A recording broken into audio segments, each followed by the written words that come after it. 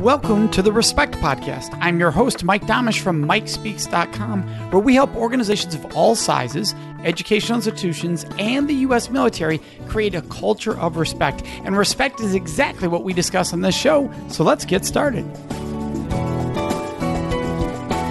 And welcome to this episode. I want to get right into it with our guest here, Tom Antion. I've known Tom for now almost 2 decades.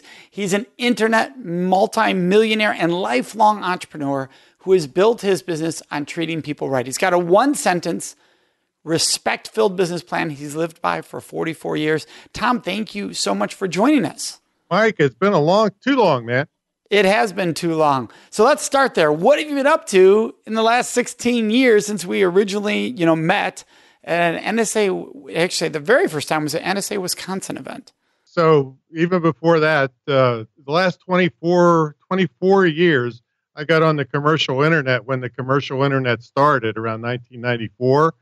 And I've been selling like crazy on the internet. No spamming, no porn, but all kinds of products and services. And part of what I wanted to talk to you about today was a topic called excellence. I didn't know anything about the internet. Nobody did back in 1994. And so when we started learning about it, it led me to a lot of other things, and we can get into it later. But the topic of excellence is really engraved in me by my dad, is do everything you can to the greatest of your ability. And that's respect for yourself, and it's projecting respect to the people around you.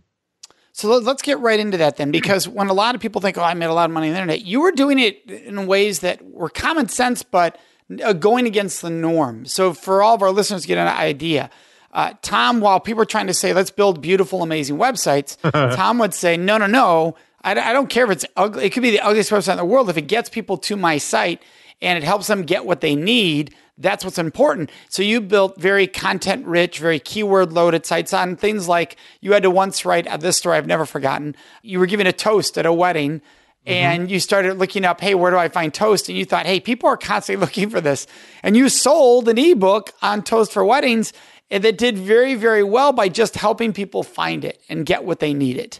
$72,000 a year for that for 9 years straight. Just on selling electrons.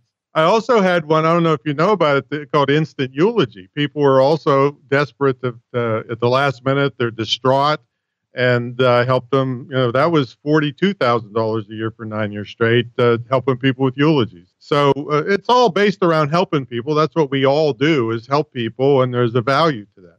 Well, and I'm glad you brought that up, because I think when a lot of times people think of internet sales, internet marketing, they have this negative stereotype that often has accompanied such industries as used car sales, or that there's this ambulance chasing lawyer concept, that they're manipulating people to buy versus serving people, being present to what people need and providing that to them, which is exactly what the eulogy situation was, exactly what the best man speech was. It was saying, hey, here's a need that somebody's not filling. Well, yeah, and I will say that there is a respect involved in manipulating people. Think about that. That's, again, I'm always going to go the other direction, right? I know. And in fact, you talked about scams. I started there's a TV show in development in Hollywood called Scam Brigade. It's me going after bad people. And the industry is fraught with it. So if I know that I'm going to take care of you as a customer and keep you from being robbed by other people, I want to get you to buy my stuff, because not only do I believe that it's going to help you, I know that I'm going to keep you away from getting robbed by unscrupulous people. So there's a respect in there from my point of view.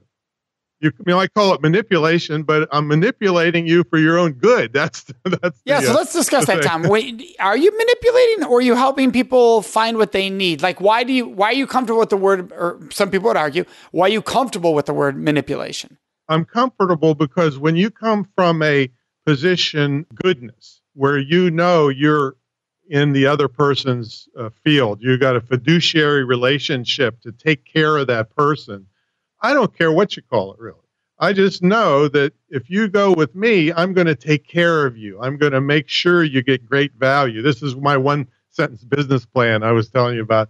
I lived this way since I was 10 years old. If every business on earth would live by this one sentence instead of spending $100,000 develop a mission statement, this one sentence will do it.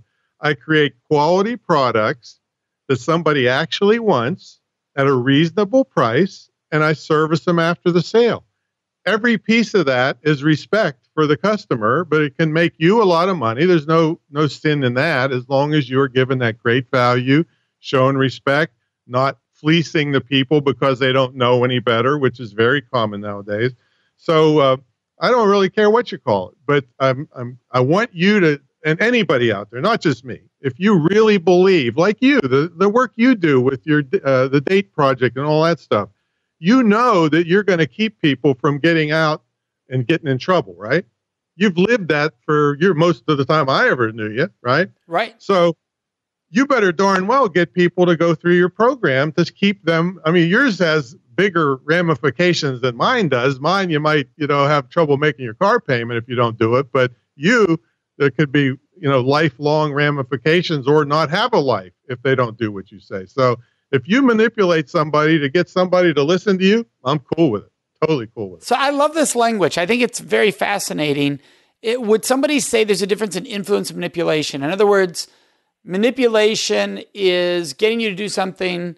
It has a negative connotation. It does, right? It has a very negative connotation that you're getting somebody to do something they wouldn't do. But as I say that, I recognize that's not negative. Like, to get somebody to do something they wouldn't normally do is not negative. It could be incredibly powerful. The people that you teach, if you can manipulate them not to get drunk and pass out behind a dumpster so that they're vulnerable, I'm okay with that. You do that all day long and I'll help you. So maybe the difference here is that somebody's listening and thinking, wait. You're describing education versus manipulation. Manipulation has a sense that it's only about what the seller wants, not about what's good for the buyer, maybe, right? That if we're educating, and that inspires people to take action they would not normally take, that's different than manipulation, which means it's all about me getting you to do what I want you to do. Would there be, maybe that's the difference there? It's just semantics to me. As long as I'm coming from a good place and I can help you be in a better place, you can call it whatever you want. I don't really care. Well, and I love that about you, Tom. Yeah. You've always had that approach of, I'm not worried what people say about me. I'm not worried what people care about me. In that if I know I'm doing the right thing, that's what matters in the end. And you describe that in your one sentence mission statement that you've always had. You mentioned there briefly that there's this documentary that you're working on. There actually, I think there's two elements here, right? There's a show that you're working on about busting scams. And I know of one that you worked on busting years ago. Then there's also a documentary about your life.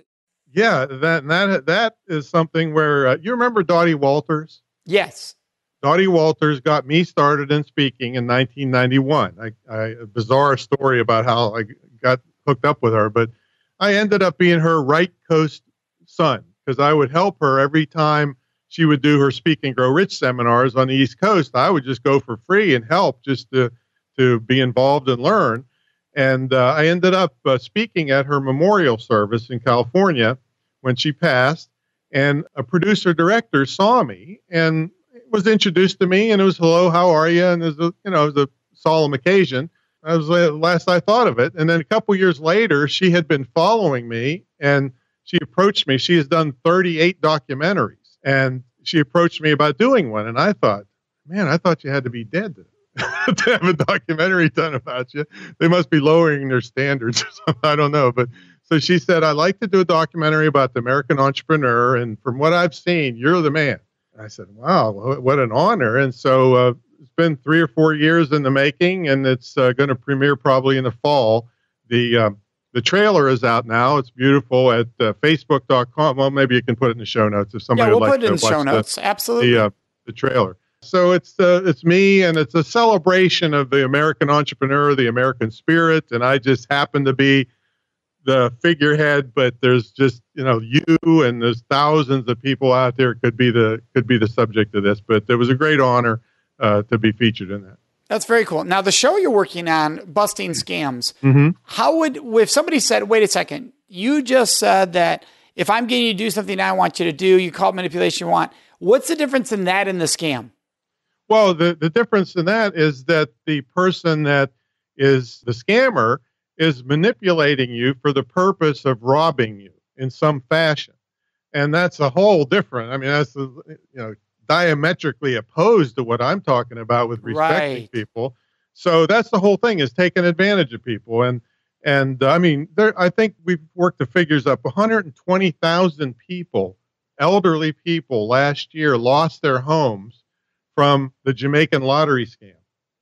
They thought they, were taken Yeah. advantage of. They thought they were winning a lottery. They have to send the tax money in advance, and boom, there's no lottery, and they couldn't make their house payment. And a lot of younger people. The reason I'm having a little trouble getting the show sold is because it's not in the demographic. The elderly people are not in the demographic that TV likes. But I tried to explain to them, look, the young people are going to lose their inheritance if they don't teach and pay attention to their elders being taken with scams. So they kind of got that, but they told me for sure, don't quit your day job.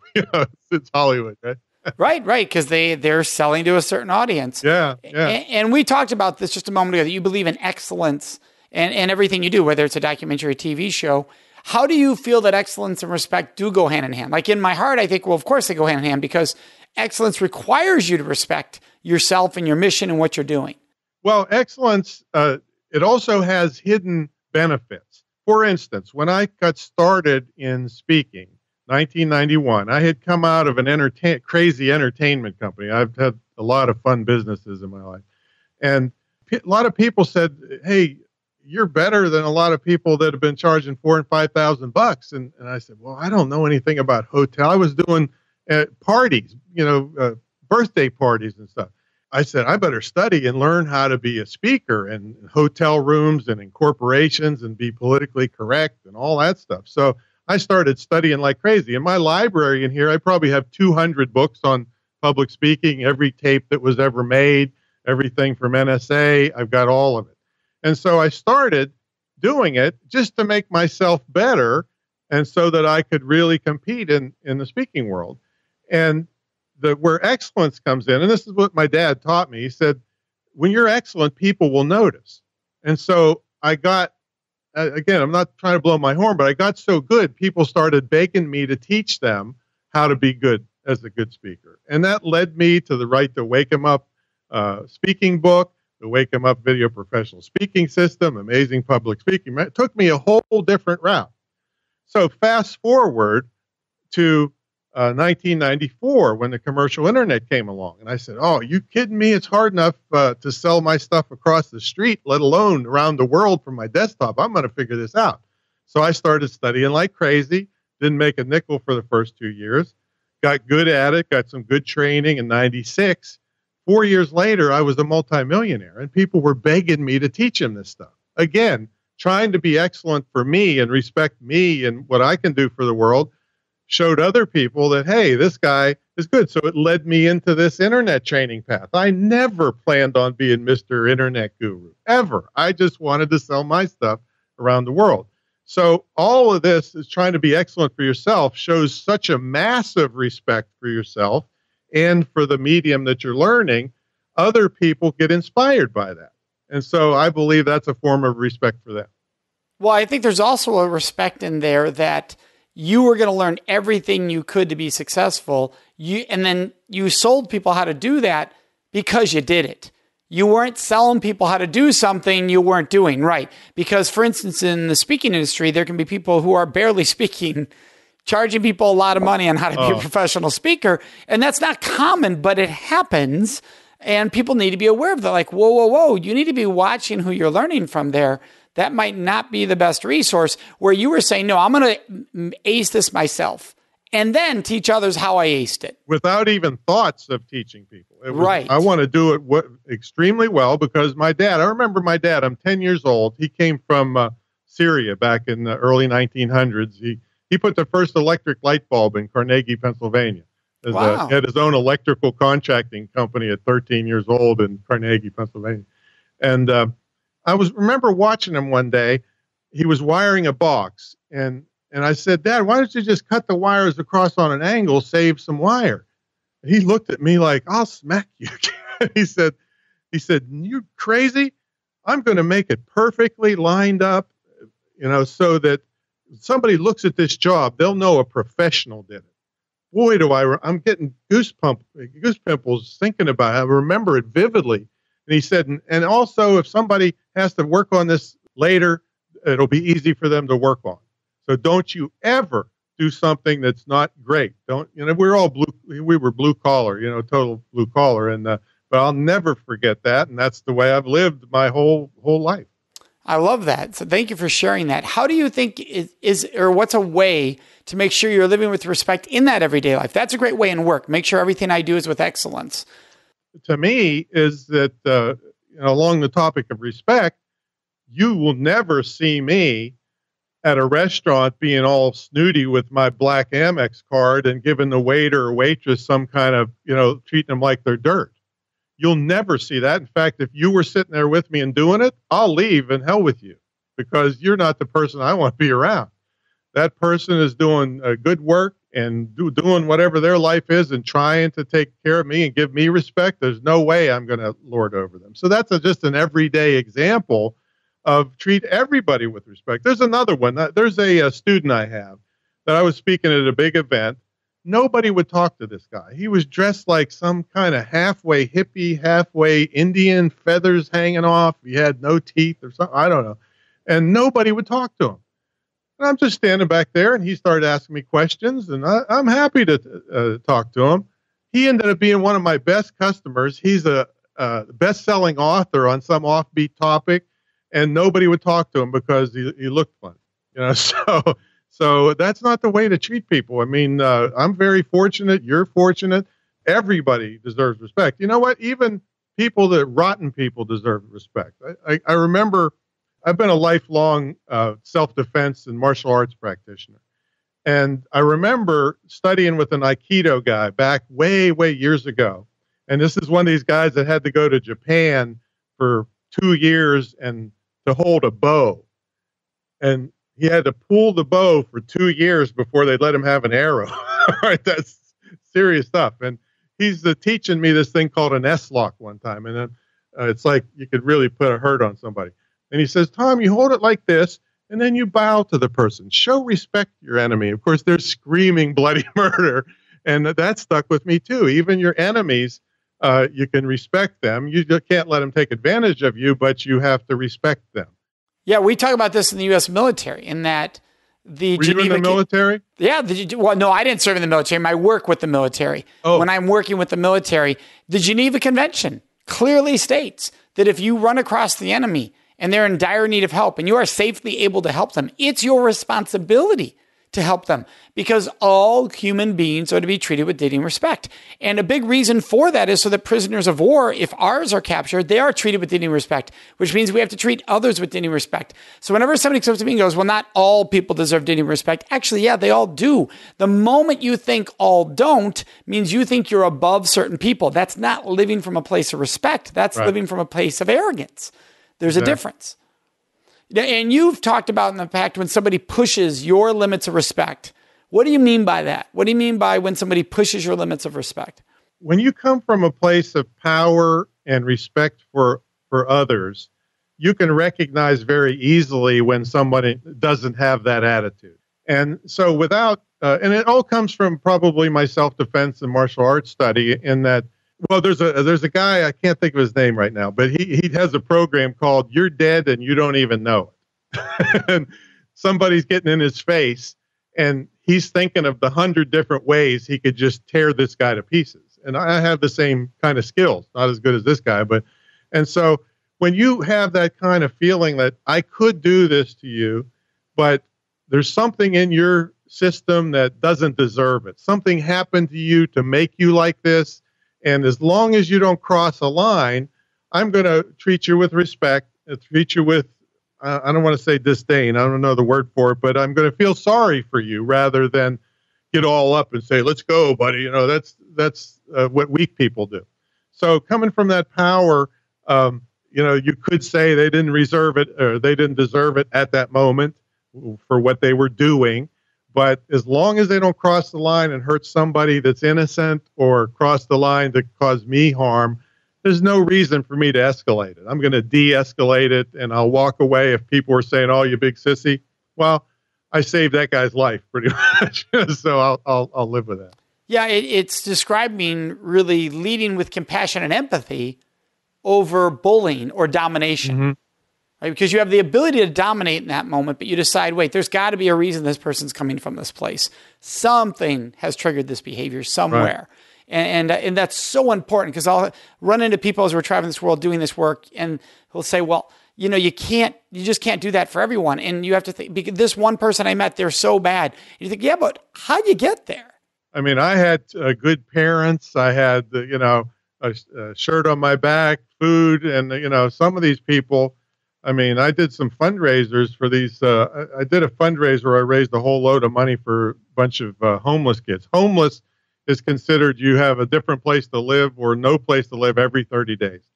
I didn't have that. So when those kids grow up, there's going to be some scars, and it's going to come out in certain ways. And so I just have to think, man, I had it good. As long as they don't hurt me or hurt somebody innocent, I got to say, wonder, how they got there. What happened to them to make that happen? Well, yeah, and I think that's so brilliant to recognize I had it so good. Mm-hmm. Right? And I think what happens is when you're in a position of, and that's the reference to privilege, where those kids didn't get control over that. We also didn't get control. Those of us who feel we were raised in a stable home with wonderful, loving parents, we didn't get to choose that. That's what we were born into. They didn't get to choose their situation. And we're going to have different negatives out of our loving home. There's going to be negatives that we're going to miss out. We're not going to see things that somebody would have saw coming from a different home. There's going to be pluses and minuses to that. And to understand, well, I made it. Okay, well, yeah, but you made it under very different circumstances right. than that person made it. So I think that's so brilliant you brought that up. For you, when you hear the word respect, what does it mean? It's ingrained so much in me, and that I'm not going to dominate the conversation. I mean, I'm a pretty simple guy, bring things down to just, like I said, I came from the sticks, and a handshake meant something. So if I'm at a party, even though I'm Mr. Big Shot speaker, I'm known everywhere, I'm not going to stand there and talk about myself. I want to know about you. I want to bring show respect to you by bringing out you, what you've been doing, and honestly not looking over your shoulder to who's more important than you. That's a simple, everyday, I like to bring the everyday things, how you can show respect. And that would be a show of respect, is ask the other person what they've been doing. And you could learn something, from doing that. So to me, it's more of the everyday little things. Back in the old days, there was a movie called The Poseidon Adventure. They have a remake lately, but the original was Gene Hackman and Shelley Winters on this ship that was kind of like the Titanic. I remember it. All right. Well, Gene Hackman, I was young, much younger then. I don't remember what year it was, but he was on deck, and doing a sermon. And he said, you take the little piece of God in you and do good for people. And it was like a sledgehammer in my head. I'm thinking, you cannot go too far wrong with with that attitude in life. And from that moment on, that's been in my mind. That's my religion. That's my spiritual guide, is take the little piece of God in you, do good for people. I don't go to church every Sunday. I'll admit that. You'd have to get maybe a lightning rod, if I got near it, but take the little piece of God in you. So that's respect for doing good things. If you have the attitude, I'm going to try to do good for you before I do good for me. That's another thing my dad taught me: give before you get. So all of these little things are everyday things that I live, and I'm attracted to people that live like that, because it shows respect all the time, not just when it's convenient. Is there a time in your life you can remember where you failed to give yourself respect, and the lesson you got out of that experience? Yeah, I think it was, I went to college on a football scholarship to West by God, Virginia University. And at that time, all the time, from the time it's midget football till, everybody could kill you at that level, that level of athleticism. So I was working out like crazy. And then when I got out of that, it was like, oh my God, I never want to see a weight room again. I mean, it's 15 straight years of that 2-a-day exercise, all that stuff. And so I I went up to 360 pounds or something. So I don't think I was paying much respect to myself there. And I struggled with that a lot over the years. I had some trouble with, my mother was My dad was great. My mother, not so much, but I got a handle on it now, only by finding a certain kind of diet. I'm on a ketogenic diet, which is extremely low carbs, high fat, which is opposite. Again, look at me, opposite of everything else all the time, but it's the only thing that's worked. So I dropped about 100 pounds. And so I got a good handle on that now. But that was a long period of really not respecting luckily, I got good genes from my dad and a strong foundation of working out for 15 years like a maniac. So I'd say that's my biggest obvious one. Well, and I noticed the difference right away for those who are listening, Tom and I can see each other because we always do these shows also on YouTube, so you can watch that. And as soon as I saw you, I noticed, wow, in my mind, I'm like, it looks like Tom's lost a lot of weight. Yeah. So, but what I think is beautiful about that is it was a choice you made to respect yourself.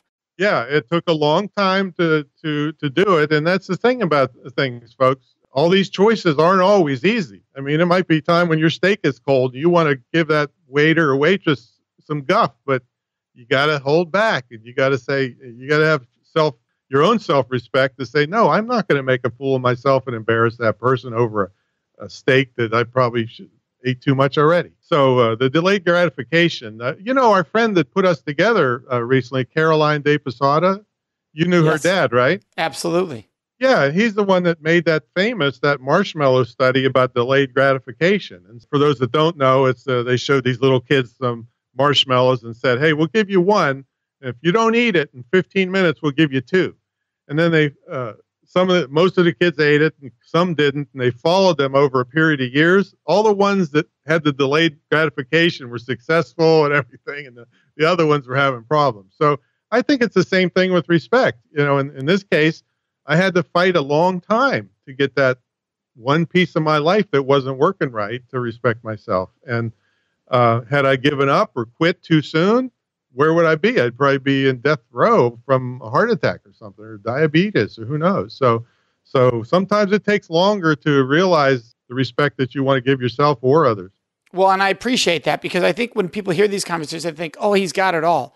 Right? Oh, yeah. Right. That's the mistake, that because of this level of success and they've learned, and they have these messages they live by of respect, they've got it all. What they don't realize is no matter where we're coming from, there's some area we could be better at, that we don't give the same kind of focus, respect of that we do other areas. And so it's constantly looking at our whole picture and saying, where is that happening now for me? Because it's happening somewhere, right? There's so many balls in the air. And you can always get knocked in the face. In 1988, I was living in a vacant house on a mattress. I don't want to say like a country music song, my dog got run over, my truck got stolen. No, but I had a nightclub for 6 years, and the drinking age went from 18 to 21 in a college town. I was going to be a millionaire before I was 30, wiped out, lost $400,000, and was playing racquetball, tore my Achilles tendon, and a partner I had not paid the health insurance. So living in a vacant house on a mattress, watching a black and white TV, and a lot of your viewers don't even know what that is. And so I got knocked in the face really good. But that's when your true colors come through. When things don't go so well, what do? Do you get back up? Do you fight, or do you give up? And so I had enough respect then, and I got all kinds of bizarre stories. There was I was watching Candid Camera on TV, and Juliet Funt. I remember, yes. She's from NSA. Well, her dad was Alan Funt from Candid Camera.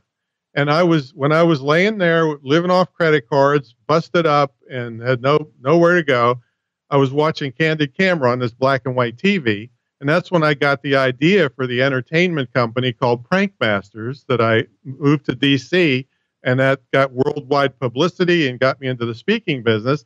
And then I ran into Juliet. I'm getting goose pimples again. Ran into Juliet at NSA, and I thought, oh my God, I'd never be able to thank her dad. So I mentored her for a while just to pay back for that idea, that little spark that somebody else gave me, because I was able to keep my eyes open in the face of adversity. And that's when your true colors show through. And that's sometimes the hardest part. I love it. And you have two books that you really recommend. One's Influence, The Psychology of Persuasion by Robert Cialdini, and then... it's pronounced Cialdini. Oh, I've always pronounced that wrong then. So yeah. I appreciate that. Yeah. And the other book's Lost Conscious by Alan Burris. Yeah. So the influence of psychology persuasion is what we began this conversation with about manipulation and persuasion. Kind of going hand in hand. One's negative connotation, one isn't. But that is, I've read that book 7 times because that is a way you can really get your products and services out there and get people to buy them. But again, because you're going to take care of them and help them. The other one is completely opposite the other end. You better not be faint at heart if you read it. It's a book about a friend of mine, and it's a book about a sniper from the Army who decided to go after pedophiles. So it's a whole different thing.